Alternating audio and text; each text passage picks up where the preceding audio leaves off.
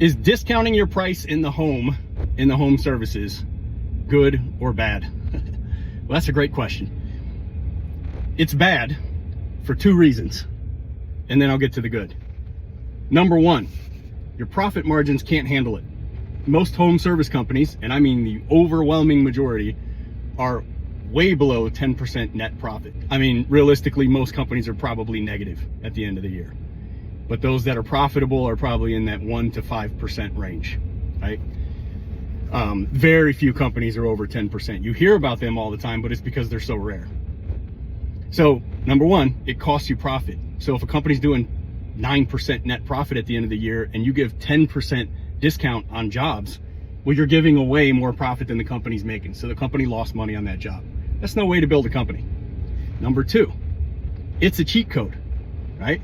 So the good is you're gonna rack up some short-term wins, like having the old Konami code when you're playing Contra back in the day on Nintendo Entertainment System. I know I'm giving my age away. But up, down, left, right, BA, start, right? Now I have God mode. Now I can't die. I have unlimited lives. I have unlimited ammo, which is all great, but how skilled am I getting at the game?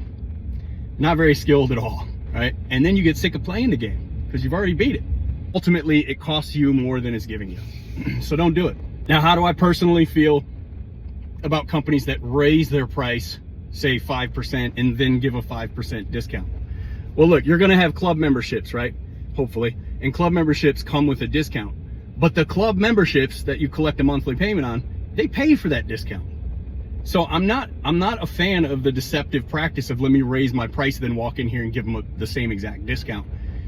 I just feel like it's a deceptive practice. And all of it is just covering up for the fact that I can't sell, that my communication skills are lacking. So instead, I study communication, body language, tonality, voice inflection.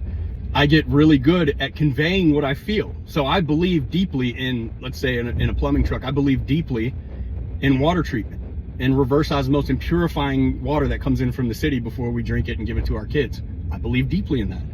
Now I'm a technician, so I have a hard time conveying what I feel to other people. I'm kind of stoic and just straightforward. And I say, you should have this. And if they don't agree, then it wasn't meant to be. It's like, no, that's not the way it is.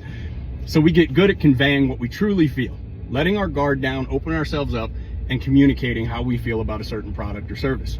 Really good at it. That is not to say that we get good at selling people things they don't need or don't want. You should feel that the product that you're selling is worth more to this family than the money they're spending on it. If you don't feel that, don't sell it. You can't afford that cost to your conscience, ultimately. Long-term speaking, it's too big a price to pay. Now, if you want to get better at the communication, if you want to figure out these strategies of body language and tonality and facial expression, you should be listening to the Waste No Day podcast every single week. Waste No Day.